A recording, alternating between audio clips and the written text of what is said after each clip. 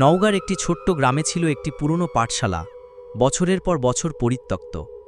লোকেরা বলতো সেখানে নাকি একটি অবয়ব আত্মা বাস করে। এই আত্মা নাকি মানুষের ছায়া চুরি করে নেয়, আর যার ছায়া সে চুরি করে সেই মানুষটা ৩ দিনের মধ্যে মারা যায়। কালো রাত চ্যানেলের পক্ষ থেকে আরও নতুন একটা গল্প দিলাম। আশা করি তোমাদের ভালো লাগবে।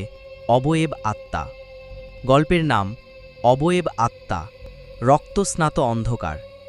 স্থান নওগাঁ জেলার একটি পুরনো পরিত্যক্ত পাঠশালা। সময় বর্তমান, এক বর্ষার রাত। নওগাঁর একটি ছোট্ট গ্রামে ছিল একটি পুরনো পাঠশালা, বছরের পর বছর পরিত্যক্ত। লোকেরা বলতো সেখানে নাকি একটি অবয়ব আত্মা বাস করে। এই আত্মা নাকি মানুষের ছায়া চুরি করে নেয়, আর যার ছায়া সে চুরি করে সেই মানুষটা ৩ দিনের মধ্যে মারা যায়। গল্পের শুরু। রাহুল, একজন সাংবাদিক, এই কাহিনী সত্যি কিনা যাচাই করতে চলে গেল সেই পাঠশালায়, ক্যামেরা ও নোটবুক নিয়ে। রাত তখন 12টা, চারিদিকে ঝড় বৃষ্টির শব্দ। হঠাৎ সে শুনল পেছন থেকে কে যেন হেসে উঠল।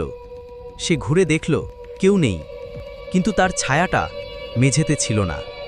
৩ দিন পর রাহুলের লাশ পাওয়া গেল বাড়ির বিছানায়। মুখটা বিকৃত, চোখ বড় বড়, যেন সে মরে গেছে কিছু ভয়ঙ্কর কিছু দেখে। সবচেয়ে অদ্ভুত ব্যাপার, তার দেহে কোনো ছায়া পড়ছিল না। গ্রামের অভিশাপ। গ্রামবাসীরা বলে এই আত্মা একটা বাচ্চা মেয়ের, যার নাম ছিল অবনী। স্কুলের এক শিক্ষক তাকে ভয়ঙ্করভাবে মেরেছিল পরীক্ষায় ফেল করার কারণে।